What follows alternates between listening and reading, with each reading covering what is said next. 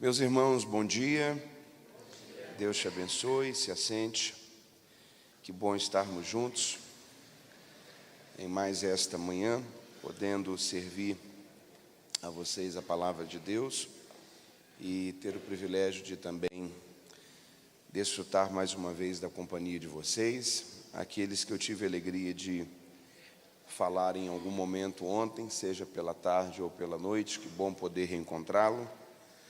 Aqueles que eu estou tendo talvez agora de manhã, o primeiro momento de ministração, que bom poder servi-lo também com a palavra de Deus, que Deus continue a abençoar todos vocês de uma forma muito especial. Quem está aqui agora pela manhã que não estava nem ontem à tarde, nem ontem à noite? Faz assim, deixa eu identificar você, ok? Alguns irmãos novos estão talvez iniciando agora pela manhã sua jornada nessa escola bíblica. Que Deus te abençoe, que todo esse tempo seja muito proveitoso a você, edificante para a sua vida, fortalecedor para a sua caminhada. Você está com sua Bíblia aí? Vamos lá? Eu gostaria de ler com você em dois textos, Ezequiel capítulo 1 e depois Ezequiel 47. Ezequiel capítulo 1 e depois Ezequiel 47. Eu gostaria de falar com vocês nessa manhã sobre o caminho de Deus para uma visão. Você pode repetir isso comigo? Diga: o caminho de Deus para uma visão. Ezequiel capítulo 1, depois Ezequiel 47.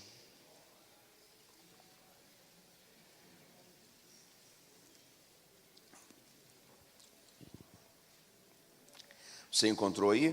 Amém? Ezequiel capítulo 1, verso 1, está escrito assim: Aconteceu que no 30º ano, no 4º mês, no 5º dia do mês, estando eu no meio dos cativos, junto ao rio Quebar, se abriram os céus e eu tive visões de Deus. No 5º dia do mês, no 5º ano do cativeiro do rei Jeoiaquim, veio expressamente a palavra do Senhor a Ezequiel, filho de Buzi, o sacerdote, na terra dos caldeus, junto ao rio Quebar, e ali esteve sobre ele a mão do Senhor. Capítulo 47, agora, capítulo 47, verso 1, capítulo 47, verso 1. Depois disso me fez voltar para a porta da casa, e eis que saíam águas por debaixo do umbral da casa para o oriente, porque a face da casa dava para o oriente. E as águas desciam por debaixo, desde o lado direito da casa ao sul do altar. Ele me fez sair pelo caminho da porta do norte, me fez dar uma volta pelo caminho de fora, até a porta exterior, pelo caminho que dá para o oriente. E eis que corriam as águas do lado direito. Saiu aquele homem para o oriente, tendo na mão um cordel de medir, e mediu 1000 côvados. E me fez passar pelas águas, eram águas que me davam pelos tornozelos. Mediu mais 1000 côvados, me fez passar pelas águas, águas que me davam pelos joelhos. Outra vez mediu mais 1000, me fez passar pelas águas que me davam pelos lombos. Mediu mais 1000, e era um rio que eu não podia atravessar, porque as águas eram profundas, águas que se deviam passar a nado, rio pela qual não se podia passar. Se você leu comigo, diga amém. O caminho de Deus para uma visão. Você pode repetir isso comigo? Diga: o caminho de Deus para uma visão. O livro do profeta Ezequiel é um daqueles livros que, a grande maioria das vezes que nós vamos para ler uma porção do conteúdo que está escrito nele, de um modo geral, nós limitamos apenas a leitura de um capítulo. Qual capítulo? 37. A grande maioria das vezes que nós vamos ao livro do profeta Ezequiel é para lermos o capítulo 37. A visão do vale dos ossos secos. E isso acaba até empobrecendo a gente dentro do conhecimento do que estava acontecendo nesse livro, de qual a realidade que Ezequiel estava enfrentando, qual o contexto que Israel estava, na verdade que o reino do sul, o reino de Judá estava, o ambiente geral que envolvia a plataforma que foi origem para que esse livro fosse escrito. Ezequiel ele faz parte de um grupo de profetas que, embora nós consideremos eles e de fato foram como profetas, a princípio eles não eram profetas. Existiram 3 profetas que se enquadraram dentro desse perfil. O primeiro foi Jeremias. Jeremias ele é filho de um sacerdote, vivia em uma vila sacerdotal, Anatote, e a caminhada dele era para ser sacerdote. Até que no capítulo 1 de Jeremias, Deus fala com ele e diz: antes que você fosse formado no ventre da sua mãe, eu já havia conhecido você. E antes que de lá você tivesse saído, eu já havia santificado você. E para as nações eu já havia te dado como profeta. Aquilo ressignifica a vida de Jeremias no que diz respeito ao qual seria o chamado da sua vida. O segundo exemplo disso é Abacuque. Abacuque, a princípio, ele não servia no ministério profético, mas era um levita e servia especificamente na área do louvor, tanto que todo o livro de Abacuque é por meio de cânticos, não são oráculos. Abacuque ele tem uma previsão futura sobre a realidade que o povo de Deus iria enfrentar, e a partir disso ele começa a ter percepções proféticas sobre qual era o clamor dele para que Deus avivasse o seu povo, aplicasse a ira em um tempo de juízo e trouxesse misericórdia para o povo. Mas a princípio ele não era profeta, mas estava dentro da caminhada da adoração. E Ezequiel é um terceiro exemplo disso, porque o caminho inicial da vida de Ezequiel não é para ser um profeta, mas é para ser um sacerdote. A chamada sacerdotal ela era muito diferente da chamada profética. Primeiro que o caminho era inverso. Um sacerdote, ele ouvia da boca do povo e passava aos ouvidos de Deus. O profeta era o outro caminho. O profeta ouvia da boca de Deus para passar aos ouvidos do povo. O sacerdote, ele intercedia, o profeta, ele confrontava. O sacerdote era uma figura pública, quase sempre o profeta era alguém de poucos amigos. O profeta não era uma figura tão visível em meio ao povo, mas quando um profeta aparecia no meio do povo, as pessoas sabiam que Deus tinha naquele tempo alguma coisa a falar. E quase sempre a mensagem dos profetas não eram mensagens muito agradáveis de serem ouvidas, porque o profeta ele era chamado para falar através da sua vida em um tempo de correção, de alinhamento, um tempo de convocar de fato o povo a uma postura de arrependimento.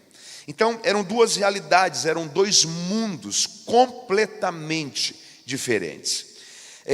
Para que isso seja ainda mais agravado dentro da realidade de que são duas chamadas totalmente distintas e diferentes, um profeta, quando Deus chamava ele, Deus não queria saber quem era o pai, quem era a mãe, qual era a tribo, a cidade que morava. Deus simplesmente dizia: a partir desse momento, a minha palavra está na sua boca. Quando você vai, sou eu que estou indo. Quando você fala, sou eu que estou falando. Você será o meu porta-voz para essa geração. O sacerdote não. Alguém para ser um sacerdote tinha que ter uma combinação de pelo menos 4 fatores. Quantos fatores? Em primeiro lugar, alguém para ser um sacerdote tinha que ser da tribo de Levi, da tribo de Levi. Então, Mateus, se eu fosse da tribo de Levi, poderia ser um sacerdote? Nem sempre. Em segundo lugar, na tribo de Levi, você tinha que ser de uma descendência sacerdotal, porque Deus havia provido famílias para que de geração em geração Deus provesse através da descendência daquela família sacerdotes para o seu povo. Terceiro lugar, o templo tinha que estar funcionando, porque só haveria sacerdócio se houvesse templo. As funções sacerdotais aconteciam no templo e todo o exercício sacerdotal se dava no templo. Quarto lugar, alguém para ser um sacerdote tinha que estudar dos 12 até aos 30 anos de idade para ser um sacerdote. Se você fosse um pai judeu, quando seu filho completasse 12 anos, você tinha que levá-lo ao templo para que ele recitasse a lei, para que você tivesse certeza e convicção que os princípios de Deus, aquilo que era a proposta de Deus para a vida das pessoas, tivesse sido bem gravado, enraizado dentro do coração do seu filho. Só que a partir de 12 anos, se ele fosse de uma descendência sacerdotal, ele teria que iniciar ali uma nova caminhada. E ele estudaria desde os 12 até aos seus 30 anos de idade. E durante aqueles 18 anos, ele teria que ter uma verdadeira imersão sobre o que era o sacerdócio, sobre qual era a postura que Deus esperava de um sacerdote, sobre qual era o contexto geral da lei que teria que ser aplicada e também respeitada, e levando sempre em consideração que a lei não eram só os 10 mandamentos, a lei eram os 10 mandamentos mais as 603 cláusulas do livro de Levíticos. Então eram 613 pontos que um judeu tinha que conhecer e tinha que respeitar. O sacerdócio precisava ter uma visão geral e bem aprofundada sobre isso. Então, por 18 anos, alguém que seria um sacerdote teria que caminhar e construir toda aquela jornada. Então, 4 pontos que alguém precisaria para ser um sacerdote. Em primeiro lugar, tinha que ser da tribo de Levi. Em segundo lugar, tinha que ser de uma descendência sacerdotal na tribo de Levi. Em terceiro lugar, o templo tinha que estar funcionando, porque só haveria sacerdócio se houvesse templo. As funções sacerdotais aconteciam no templo. E em quarto lugar, tinha que estudar dos 12 aos 30 anos para ser um sacerdote. Mentalizou isso até aqui? Diga amém. Ezequiel no capítulo 1 nos dá 2 informações sobre a sua vida. Quantas informações? 2. São 2 dados de anos. Primeiro ano é 5º ano. Diga comigo, 5º ano. Segundo dado é 30º ano. Vamos lá? Diga 30º ano. Primeira informação, qual ano? 5º ano. Segunda informação, 30º ano. Guarde isso com você. 30º ano aqui é o tempo de vida de Ezequiel. Ok? Era como se ele estivesse falando, muito prazer, meu nome é Ezequiel, eu tenho 30 anos de idade. Espera aí, se ele é filho de um sacerdote, se ele é de uma descendência sacerdotal, se ele está dentro de toda essa construção, e se ele tem aqui 30 anos de idade, isso é sinal de que a partir desse ano ele teria começado a vivenciar o início dos seus maiores sonhos. Era para a gente olhar para ele e dizer, meus parabéns, porque se você tem 30 anos, é sinal de que você cumpriu toda a sua trajetória sacerdotal, estudou os 18 anos, e a partir desse ano, você iniciou a viver o início dos melhores anos da história da sua vida. Só que a segunda data que ele dá desmonta tudo isso, porque o que ele está dizendo é, o meu 30º ano está sendo também o 5º ano do exílio do rei Jeoiaquim. Sabe o que ele está dizendo aqui? Completei 30 anos, mas não estou em Jerusalém. Completei 30 anos, mas fazem 5 anos que o templo foi destruído. Completei 30 anos, mas não concluí os meus estudos sacerdotais. Porque quando eu tinha 25 anos de idade, Nabucodonosor entrou em Jerusalém, destruiu o templo, destruiu a cidade, nos arrancou de Jerusalém, nos trouxe para a Babilônia. Tenho 30 anos, mas não estou servindo como sacerdote. Estou junto aos exilados, às margens do rio Quebar. Completei 30 anos, mas o que era para ser o início dos melhores anos da minha vida está se transformando no ambiente do meu maior caos. Porque não sou sacerdote, não concluí os estudos sacerdotais, não tem templo, não tem Jerusalém, não tem alegria. Ele está em meio a esse cenário em que tudo se desmontou. O que ele está dizendo é, o tempo que era para ser o início da minha grande alegria se transformou no tempo da minha maior dor. Só que é ainda no versículo 1 que ele nos dá uma informação que muda tudo. Ele diz, 30º ano, 5º ano, exílio, junto ao rio Quebar. Só que em meio a esse tempo de dor, de repente, se abriram os céus, e eu tive visões de Deus. Se abriram os céus e Deus me mostrou que os meus projetos podiam ter dado errado. Os projetos dele permaneciam intactos. Se abriram os céus e Deus decidiu transformar o meu luto em festa. Se abriram os céus e Deus me mostrou que as minhas organizações pessoais podem falhar, mas os planos dele não podem ser frustrados. Se abriram os céus e Deus teve uma intervenção em meio ao meu caos. Se abriram os céus e Deus me mostrou uma nova visão para a história da minha vida. Deixa eu dizer uma coisa aqui para você. Os nossos projetos podem falhar, os de Deus não. As nossas organizações pessoais estão sujeitas a desmontarem-se, as de Deus não. O homem faz os seus planos, mas é Deus quem tem o caminho e é Deus quem diz a última palavra. O homem faz os seus planejamentos e organizações, mas é Deus que estabelece futuro, é Deus que constrói projetos. É Deus que define os caminhos, é Deus quem marca as estações. Deixa eu dizer uma coisa a você essa manhã.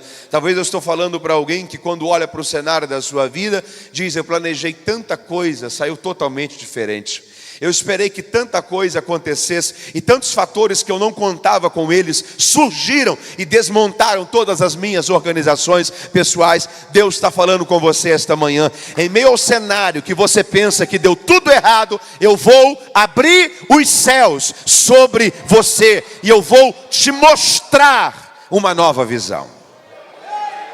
Você está entendendo isso? Eu preciso que você entenda uma coisa aqui. Foi justamente uma visão, foi justamente uma que transicionou Ezequiel do sentimento de um chamado sacerdotal falido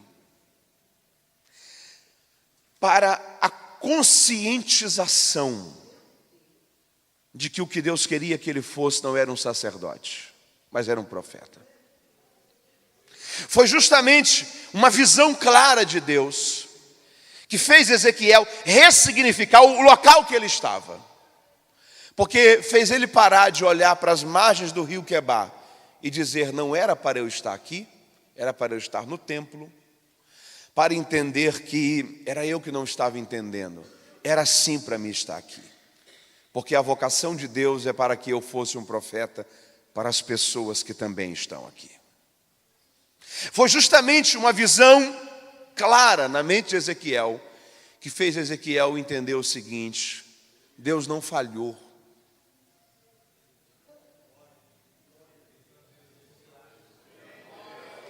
Deus só posicionou você dentro daquilo que era o projeto dele. O problema é que até então não era o seu. Você está entendendo isso?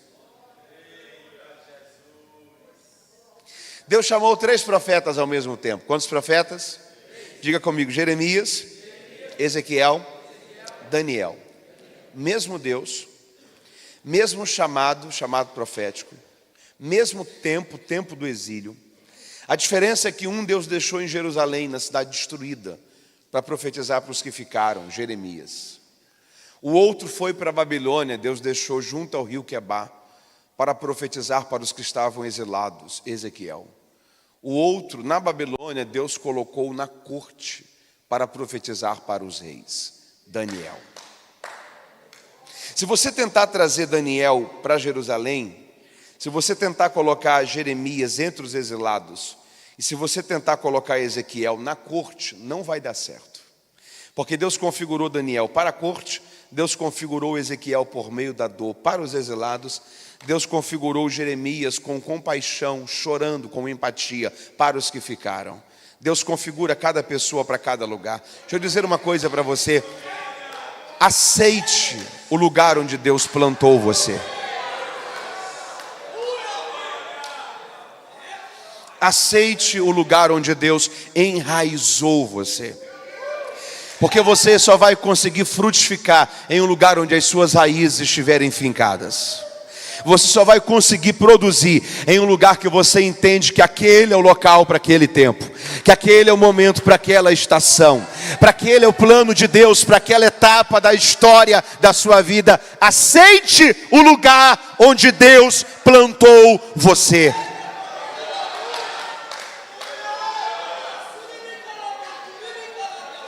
Você precisa criar raízes nesse lugar. Tem dois sentimentos que eles são muito curiosos. Se você pode, diga comigo: decepção. Vamos lá, diga decepção.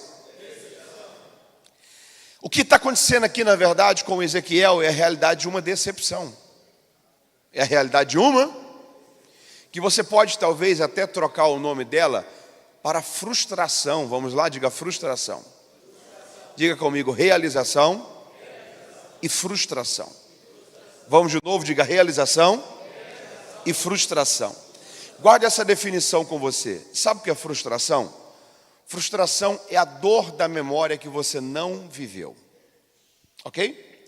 Frustração é a dor da memória que você não viveu. Isso pode ser também considerado como decepção ou frustração. A dor da memória que você não viveu. Converse com uma pessoa que tem uma frustração, uma decepção enraizada. Ela vai dizer assim: era um sonho que eu tinha em 1992. É um projeto que eu me organizei para viver em 1983. É algo que eu achei que ia dar certo em 2004. Porque isso é uma frustração. É uma frustração, é a dor da memória que eu não vivi. Realização é a alegria da memória que eu criei. A alegria da memória que eu converso com uma pessoa que teve uma realização. Ele vai dizer: foi um projeto que deu certo em 1997. Converso, por exemplo, com um jogador de futebol que ganhou uma Copa do Mundo. Ele vai dizer assim: a grande realização da minha vida foi a conquista da Copa de 2002. Mas converso com o que tem uma frustração. Ele vai dizer: a grande dor da minha vida foi quando nós perdemos a Copa de 98. Por quê? Porque a realização é a alegria da memória que eu criei, e frustração é a dor da memória que eu não vivi. Posso falar uma coisa para você? Você precisa entender que tanto realizações como frustrações já passaram. Deixa eu repetir isso aqui para você. Tanto frustrações como realizações já passaram. São apenas memórias. Isso faz parte de um tempo que não está acontecendo agora. Já ficou para trás, há 10, 15, 20, 30 anos. Você não pode deixar a sua vida ficar paralisada por causa de uma coisa que deu errado lá atrás. O que Deus está dizendo para Ezequiel é: Ezequiel, você não pode parar por causa de algo que lá atrás você sonhou e não aconteceu. Você não pode desanimar por causa de algo lá atrás que você se preparou, mas não se tornou real. Você não pode perder a sua esperança por causa de uma frustração de algo que você queria ter vivido e não viveu. Deixa eu dizer uma coisa para você esta manhã. Você precisa entender que Deus é Deus de coisas novas. Não são as frustrações das memórias que você queria ter vivido e não as viveu que tem que parar a sua história de vida. O Senhor está dizendo para você: eu quero abrir os céus sobre a sua vida, te dar uma nova visão clara daquilo que está por vir. Deus quer curar as suas emoções. Deus quer ressignificar o seu passado. Deus quer te dar um novo horizonte a ser enxergado. Você precisa entender e receber uma nova visão de Deus para a história da sua vida. Você está entendendo isso? Levante ante suas mãos e diga: Senhor, eu preciso que o Senhor me batize nessa manhã em uma nova visão.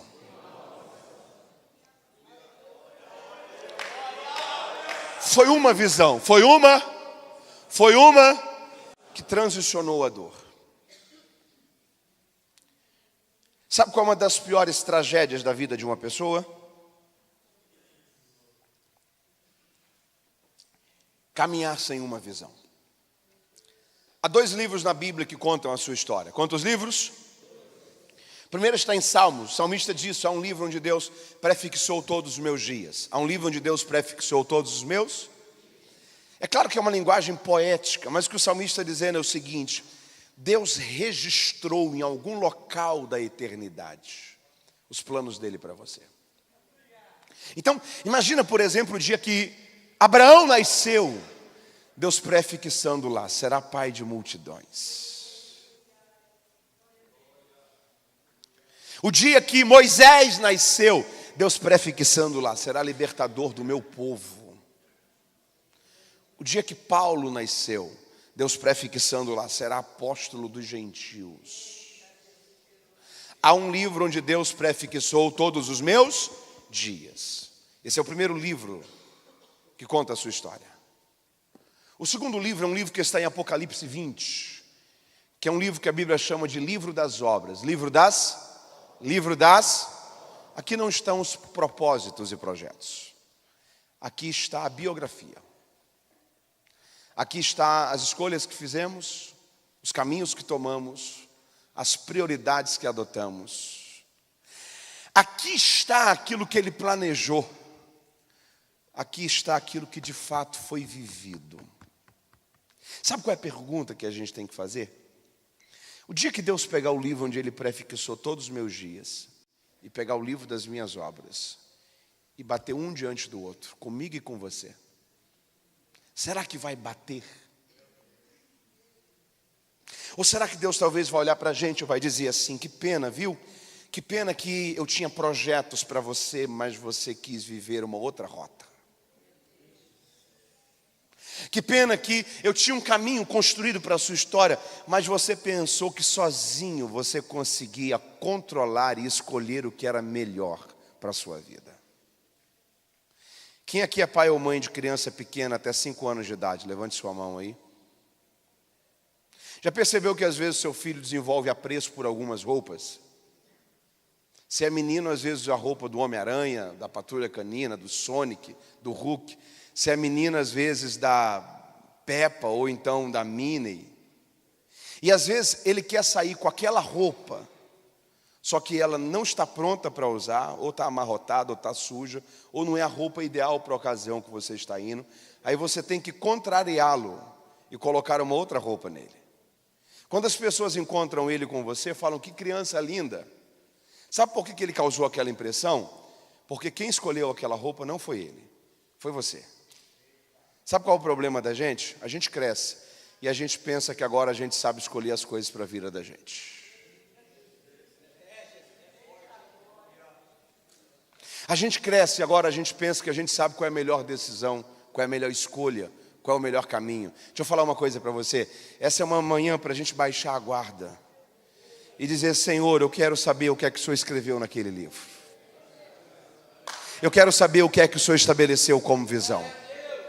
Eu quero saber o que é que de fato o Senhor estabeleceu como propósito. Porque eu não quero gastar toda a minha vida fazendo as coisas do meu jeito, sendo que o Senhor tem um caminho pronto, uma história preparada, algo que o Senhor traçou, planos que o Senhor estabeleceu. Eu quero saber qual que é a visão do Senhor para o caminho, para a história da minha vida. Essa é a sua oração também? Levante sua mão e diga assim: Senhor, eu preciso saber qual é a sua visão. Você pode repetir, diga: Senhor, eu preciso saber qual é a sua visão. Me ajude aqui, por favor, se você pode. Isso, corre aqui rapidinho. Eu estou falando sobre uma visão. Estou falando sobre uma. Ele vai representar aqui agora Deus, ok? Ele vai representar quem? E eu vou representar Moisés. Quem? Moisés chegou para Deus. Eu estou falando sobre o caminho de uma visão. Moisés chegou para Deus em Êxodo 33 e fez um pedido: Senhor, mostra-me a tua glória. Mostra-me a tua. Você lembra que Deus respondeu para Moisés? Deus disse assim: Moisés, homem nenhum viu a minha face. Só que eu vou te dar uma oportunidade, Moisés. Você vai entrar na fenda de uma rocha, eu vou passar por você e vou colocar a sua mão no seu rosto. E quando eu tiver terminado de passar, você me verá pelas costas. Me verá pelas... Olha que coisa curiosa isso daqui. Moisés pediu para ver o quê? Glória, ok? Deus se negou a ser visto pela face. Aí Deus insere um terceiro elemento, uma visão das suas costas. Imagine Moisés dentro da fenda de uma rocha. Do lado esquerdo ele vê o quê? Rocha. Do lado direito, atrás tem o quê? A única visão que ele tem para frente, Deus fez o quê? Tapou. E quando Deus terminou de passar, fique na direção de lá, por favor. Quando Deus terminou de passar, que Moisés sai da fenda da rocha, que ele olha, tudo que ele vê é Deus pelas costas. Moisés queria ver a glória de Deus. Deus não se permitiu ser visto pela face, mas quando Deus se permite ser visto pelas costas, Deus está dando a Moisés a melhor visão que alguém pode ter de Deus. Porque ver Deus pelas costas é saber para onde que Ele está indo. Ver Deus pelas costas é saber a direção daquilo que Ele está indo fazer agora. Ver Deus pelas costas é saber qual é o caminho que eu tenho que seguir para eu não me perder dele. Ver Deus pelas costas é saber qual é a direção daquilo que é o plano dele para essa estação. Eu estou profetizando uma palavra de Deus sobre a sua vida esta manhã. Deus vai te dar uma visão clara do caminho. Deus vai abrir os céus sobre você. Haverá uma visão clara de Deus sobre a rota que você tem que seguir. Deus vai se permitir ser visto pelas costas. Haverá clareza da visão dele para a história da sua vida. Você pode dar glórias a Deus por isso essa manhã. Muito obrigado. Levante sua mão e diga: Senhor, eu preciso receber uma visão clara do caminho que o Senhor traçou para que eu possa seguir.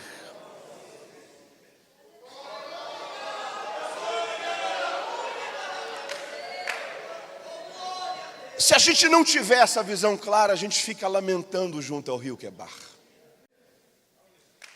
Se os céus não abrirem, e se a gente não receber essa visitação de nitidez, de propósito na nossa vida, a gente fica olhando para trás e dizendo: os melhores anos da vida já passaram, e foram só sonhos e não realizações. Se a gente não tiver clareza sobre esse senso de missão, a gente é levado a pensar que minha história ficou à deriva. Mas quando a gente tem essa visão clara, a gente entende: não, o propósito é esse, a visão é essa. É isso que Deus quer fazer nesse momento. Está comigo aí? Diga amém. Eu preciso falar algumas coisas aqui sobre a visão de Deus para a nossa vida. Em primeiro lugar, ela não é fácil. Ela não é.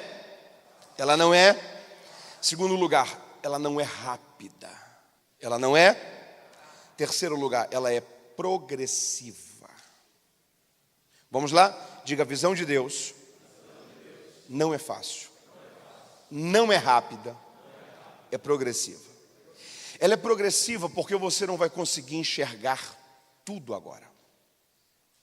Você não vai conseguir ter todas as respostas que você queria ter hoje. Você não vai conseguir ter toda a nitidez de caminho que você queria ter agora. Tem horas que tudo que você vai ter é apenas uma direção. Uma. Você lembra quando Deus curou aquele cego do tanque de Siloé? Jesus olhou para ele e falou: como é que você está vendo? Ele disse: Senhor, eu estou vendo homens como árvores. Homens como? Sabe o que ele estava dizendo? Eu sei que são homens porque eu os ouço, mas está turvo, parecem ser árvores. Eu sei que são pessoas porque eu as escuto, mas quando eu olho, o sentimento que eu tenho é que não são pessoas, são árvores, porque está embaçado, não tem nitidez, porque a visão de Deus ela é progressiva. Tem coisas que você só vai entender em 5, 10, 15, 20 anos. Só que se você deixa de dar um passo hoje, só porque você ainda não tem todas as respostas que você queria, e só porque você não tem todas as certezas que você gostaria de ter, talvez você perde o time e não consegue chegar naquilo que é o propósito de 15, 20 anos. A visão de Deus não é fácil, não é rápida, ela é progressiva. Ela tem 4 estações. Quantas estações? Eu entro aqui no último texto que lemos, capítulo 47, para concluir. Ezequiel está vivenciando uma série de visões, e uma das últimas que ele está vivenciando é que ele está diante de um rio, E aparece um ser espiritual com uma corda de medir. E começa a medir os côvados. Um côvado é a medida do antebraço, ok? Esse osso aqui, ó. Daqui até aqui. Curiosamente, em todo o Antigo Testamento, um côvado mede 45 centímetros. Apenas no livro do profeta Ezequiel, a medida de um côvado é 50 centímetros. A única explicação para isso é que quando a palavra de Deus vem para ele dizendo, mede 1000 côvados, e ele mede o primeiro côvado, a estrutura óssea de Ezequiel fosse da medida de 50 centímetros de um côvado. Então é como se isso daqui fosse uma visão personificada, personalizada para Ezequiel, dentro da medida do que ele está construindo. De modo que quando ele vai medindo os côvados, 1000 côvados de medidas aqui, é a mesma quantidade de 500 metros. A primeira palavra é mede 1000 côvados, ele mede, e ele sai de um cenário de sequidão para água no tornozelo. Segunda direção, mede mais 1000 côvados, ele sai de água no tornozelo, vem para água nos joelhos. Terceira direção, mede mais 1000 côvados, ele sai de água nos joelhos, vem para água nos lombos, entre cintura e ombros, lombos. Quarta direção, mede mais 1000 côvados, ele continua a andar, só que de repente as águas se aprofundam a tal ponto que ele diz, agora era um rio que eu não conseguia mais atravessar, rio que eu só poderia passar a nado. E aí a visão entra na sua fase final. 4 dimensões que ele vivencia em sua visão. Diga comigo, água no tornozelo, diga água no joelho, diga água nos lombos, diga águas profundas. Guarde isso com você esta manhã. Em primeiro lugar, deixa eu fazer uma pergunta aqui a você. Quem aqui já entrou andando em algum rio? Alguma vez na vida? Faz assim. Você andou quantos metros? 2, no máximo 3. Tem um ditado que diz, nunca se entra em um rio com os dois. Nunca se entra em um rio com os dois. Você coloca um pé, não deu pé, você faz o quê? Volta. Porque nunca se entra em uma situação sem que você tenha segurança dela. Nunca se entra em um rio com os 2 pés. Quando você entra em um rio andando, você anda 2 metros, no máximo 3, não dá mais pé. Ou você nada, ou você volta. Quem que entra em um rio para andar 500 metros? Primeira característica de quem quer viver a visão de Deus. Se você quer andar com Deus, você vai precisar aprender a confiar nele.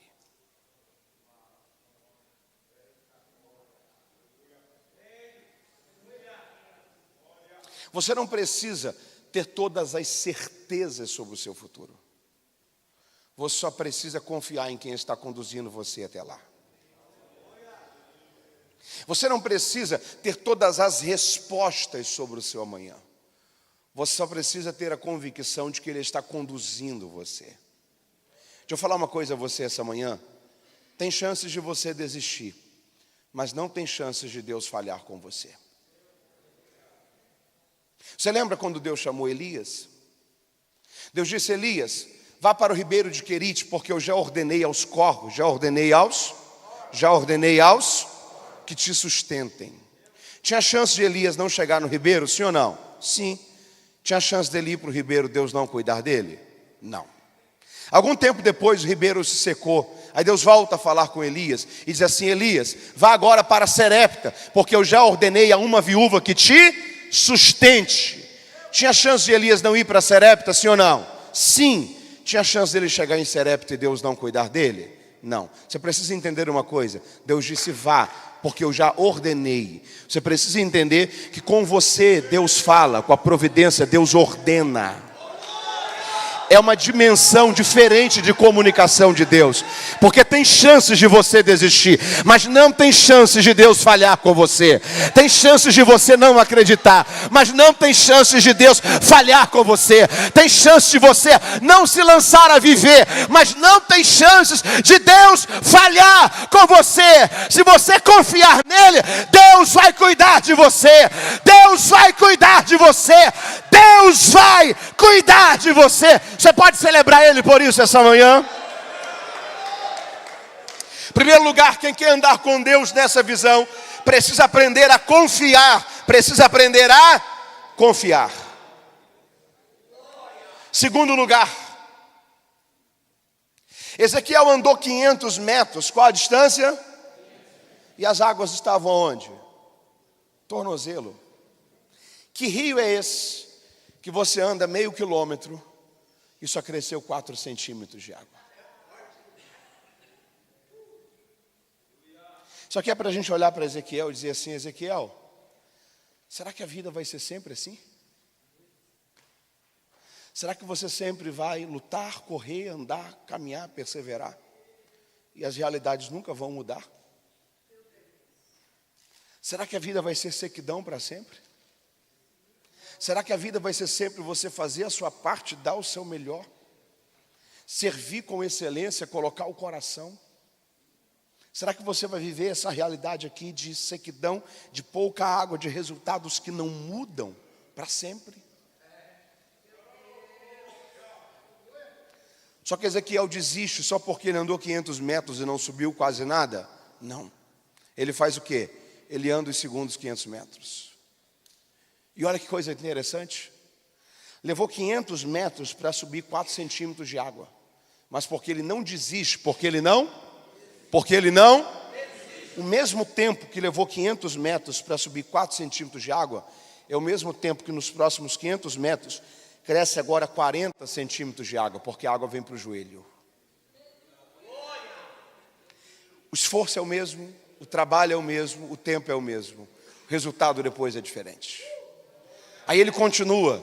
E o que no segundo ciclo cresceu só 40 centímetros, no terceiro cresce mais, porque a água vem para os lombos agora. Só que aí ele continua, ele não para ainda. E no quarto ciclo cresce ainda mais, porque encobre Ezequiel por inteiro e se tornam águas profundas. Eu preciso dizer uma coisa para você. Você precisa entender que o começo é sempre mais difícil. Mas se você não desistir, você vai perceber que com o tempo os resultados serão muito melhores. Você vai perceber que o mesmo trabalho vai ser de uma proporção de alcance muito maior. Que a mesma entrega vai trazer quantidade de pessoas muito maiores. Que o mesmo tempo de dedicação vai fazer você conseguir levar muito mais vidas a Cristo, onde você está cuidando de uma congregação, servindo a uma área, dedicando o seu trabalho em um lugar. O Senhor está dizendo a você: você não pode parar só porque o começo foi difícil. Se você perseverar, Deus vai te recompensar pela sua dedicação. Você pode dar glórias a Deus por isso.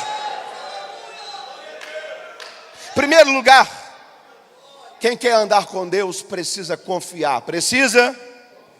Segundo lugar, quem quer andar com Deus precisa aprender a esperar.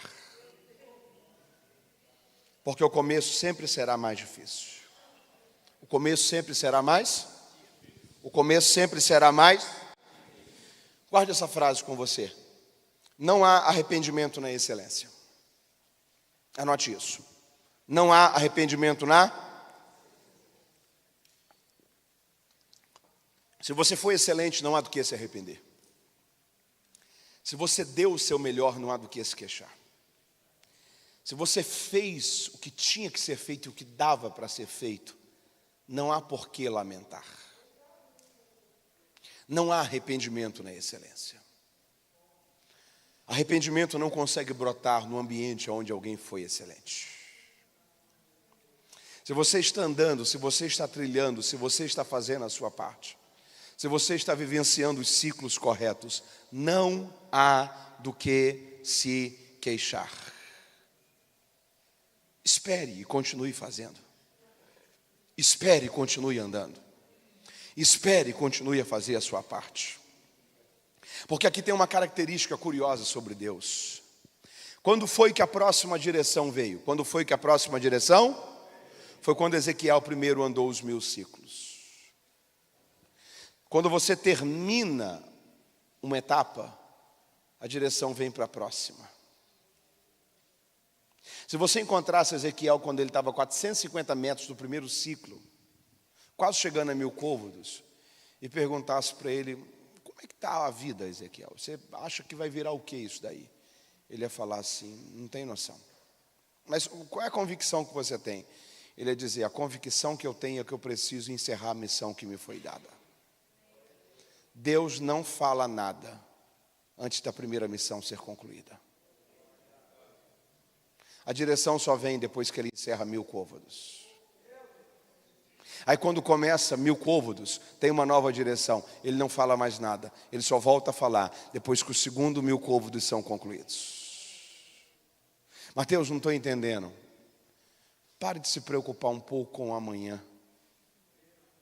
Foque na missão que você está tendo que percorrer agora. Mas e o amanhã? Deus vai dar a direção na hora certa. Porque a visão ela é progressiva. Você às vezes só tem a direção, você às vezes não tem as respostas. Mas o que eu tenho que fazer? Continue a andar os 1000 côvados do agora.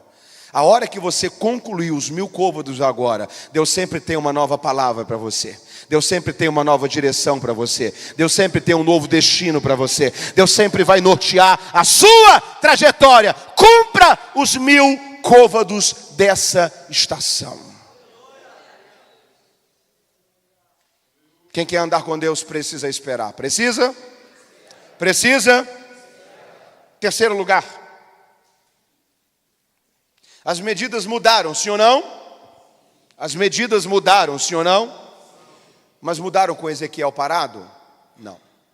Mudaram com Ezequiel se movimentando. Terceiro lugar, eu preciso dizer isso a você. Você precisa entender que as medidas só mudam se você se movimentar.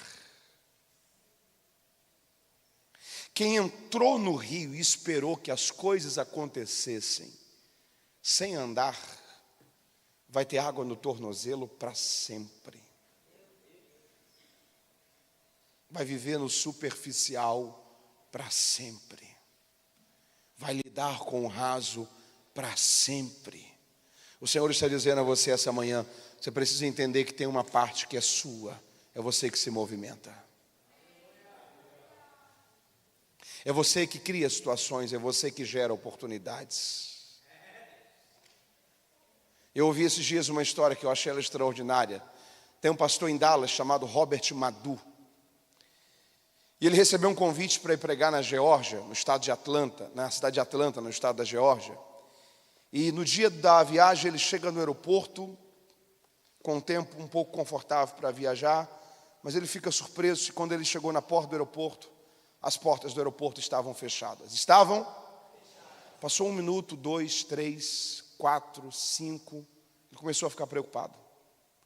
E ele começou a dizer, não é possível que não tem ninguém aqui para me dar uma informação, por exemplo, para me solucionar sobre o que está acontecendo. Os vidros do aeroporto são sempre um pouco mais espessos, mais largos. Ele tentou se aproximar um pouco para conseguir ter visibilidade do lado de dentro.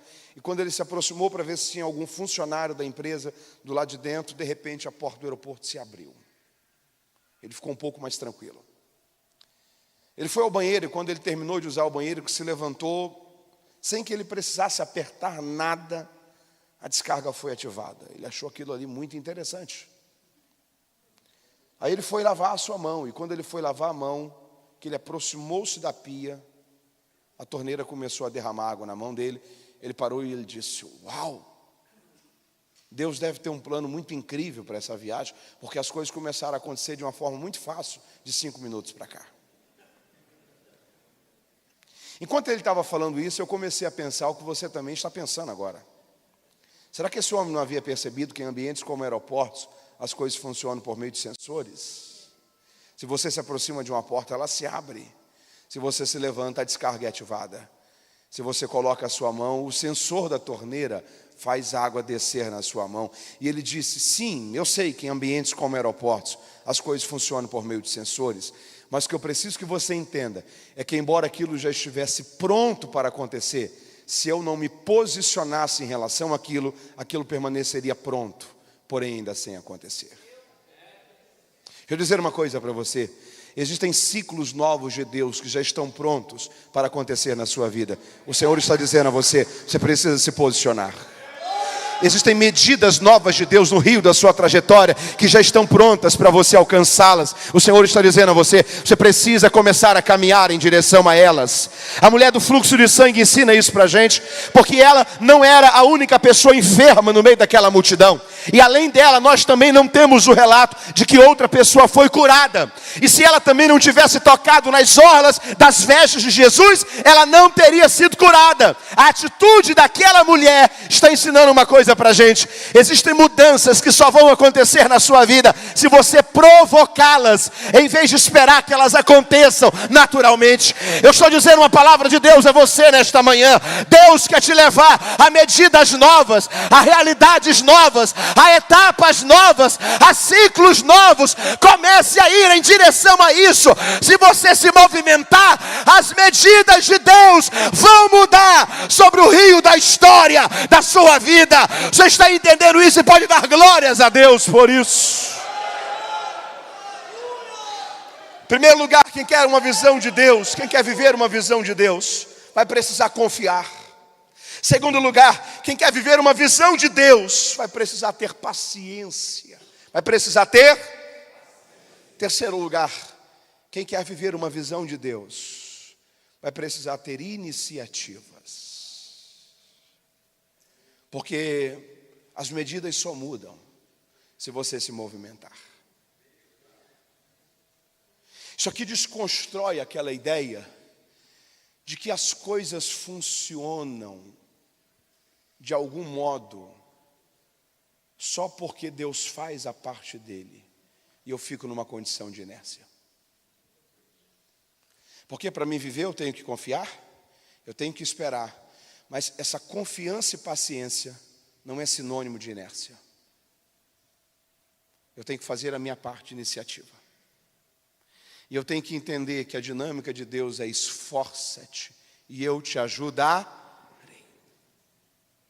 Em primeiro lugar, confiar. Segundo lugar, esperar. Terceiro lugar, ter iniciativas. Quarto e último lugar, eu concluo agora. Foi o rio que subiu? Foi o rio que subiu? Quarto lugar. Você precisa entender que na jornada de Deus para a sua vida, não é o rio que sobe, é você que se aprofunda.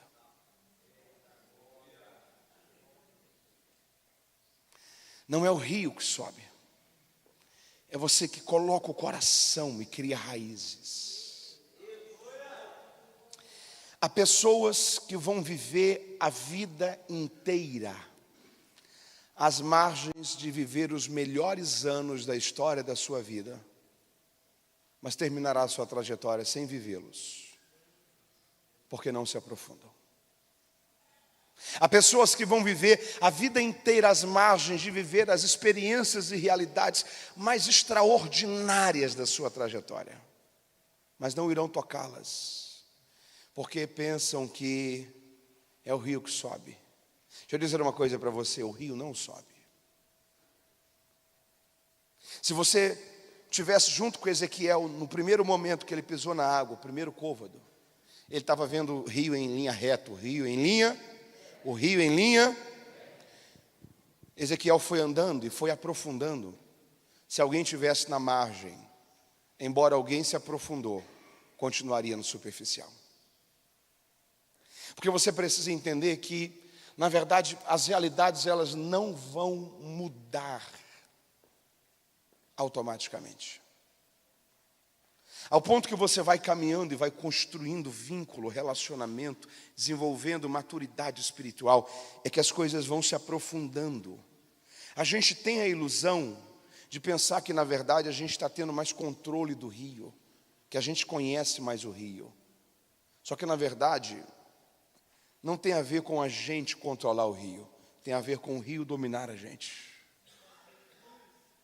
Tem a ver com quanto mais você anda essa trajetória, mais você vai chegando aos cuidados de Deus, mais você vai sendo batizado, imergido, absorvido pelo propósito de Deus.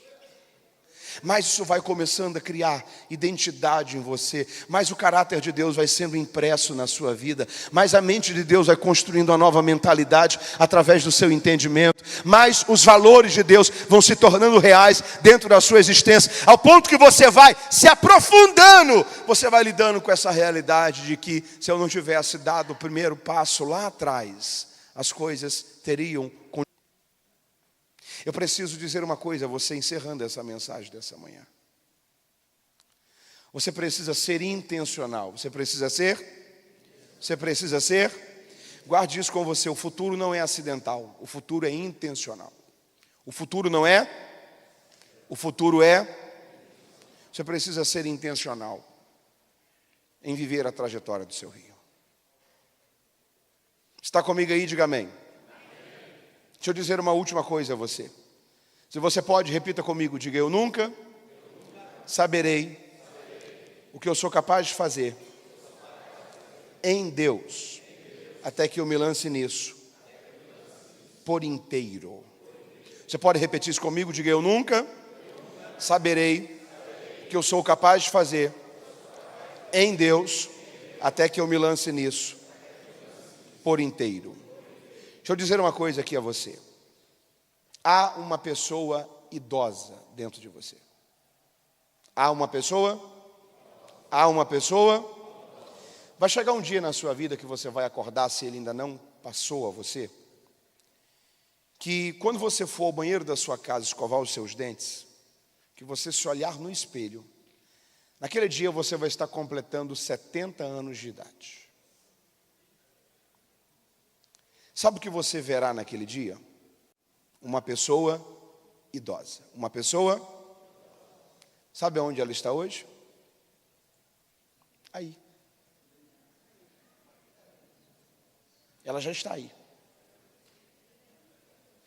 A diferença é que talvez você vai encontrar-se com ela em 10 anos, quem sabe em 5, 3, 20, 30, quem sabe 40 anos. Não decepcione essa pessoa com uma vida que só entregou a metade do que poderia ter entregue hoje. Não decepcione essa pessoa com alguém que tinha um rio pela frente, mas olhou e disse: tá bom. Como será que é lá dentro? Pode ser perigoso. Deixa eu ficar por aqui mesmo.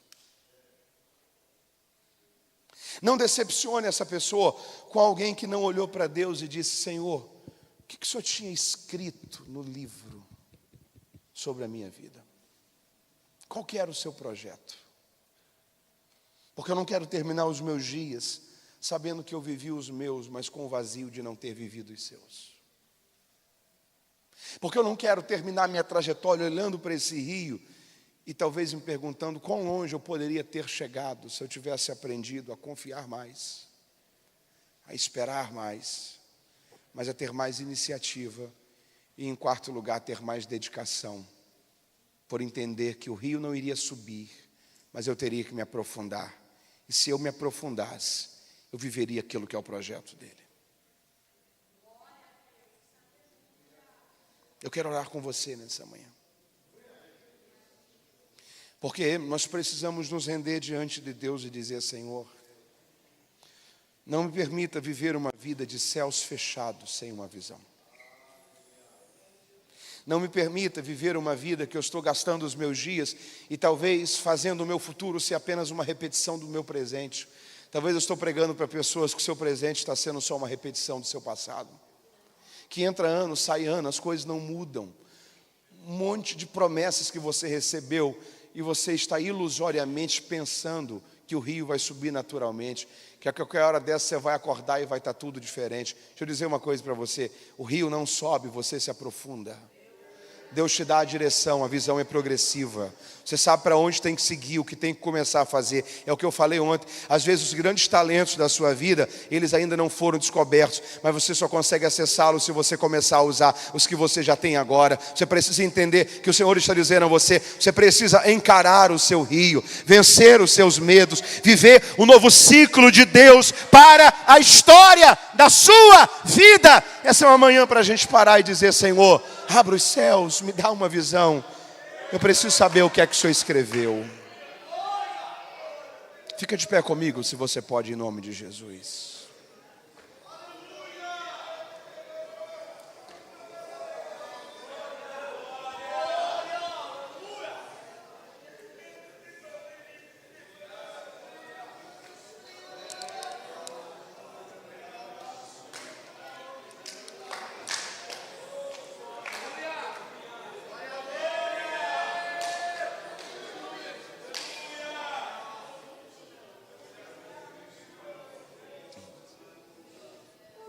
Feche seus olhos. Comece a orar por talvez 10, 15 segundos. Nós já vamos orar juntos, mas comece a orar. Comece a orar e comece a dizer: Senhor, eu estou me rendendo diante de Ti nesta manhã. Comece a dizer: Senhor, eu preciso que o Senhor me dê clareza de qual é a missão do Senhor para a minha vida. Comece a trazer as palavras de ontem à tarde também ao seu coração. Comece a dizer: Senhor, eu não quero acreditar na desculpa do lugar. Eu não quero acreditar na desculpa do tempo. Eu não quero acreditar na desculpa dos recursos. Comece a dizer: Senhor, eu preciso ser conscientizado, batizado por uma visão. Diga: Senhor, abra os céus sobre a minha vida. Diga: ó Deus, me mostre qual o caminho que eu tenho que seguir. Dá-me uma visão do Senhor pelas costas. Mostra-me a direção. Mostra-me o propósito. Revela-me o caminho. Comece a orar, comece a orar, comece a orar. Comece a clamar a Deus. Eu creio que enquanto você ora, Deus começa a abrir os céus sobre você, a trazer nitidez de propósito e visão sobre a história da sua vida. Ó Deus, nós estamos diante do Senhor e diante da Tua palavra nessa manhã. A nossa oração é: enche-nos, ó Deus, de convicção. Ó Deus, abra os céus sobre nós. Nós estamos diante da Tua palavra e nós confiamos e acreditamos. Revela-nos, ó Pai, o projeto que o Senhor construiu. Ó Deus, que nós sejamos batizados por uma visão. Batizados por uma visão. Batizados por uma visão. Mostra-nos, ó Deus, a visão. Gera em nós convicção, certeza sobre a visão esta manhã. Limpa os caminhos, mede o caminho, dá-nos a direção, mostra-nos a rota. Ó Deus, que o Teu rio se abra sobre nós, que a gente se aprofunde nele, que vivamos a história do Senhor para as nossas vidas. Você pode orar um pouco mais? Você pode orar um pouco mais? Você pode orar um pouco mais? Que Deus te visite nesta manhã com clareza. Que Deus revele sobre você o propósito. Que Deus traga sobre você nitidez. Que você seja esclarecido em Deus, pela convicção de Deus para uma visão. Aleluia, aleluia, aleluia, aleluia. Glória a Jesus, glória a Jesus, glória a Jesus, glória a Jesus, glória a Jesus. Abraça alguém do seu lado, diga: que Deus te abençoe, meu irmão. Diga: que Deus traga sobre você clareza, discernimento. Encoraje essa pessoa, diga a ela em nome de Jesus que você viva a carreira que te está proposta. Que você viva o rio por inteiro de Deus para a sua vida. Que você vivencie tudo aquilo que Deus planejou para você, que está escrito naquele livro. Ore por essa pessoa. Abençoe a vida dele nesse momento em nome de Jesus.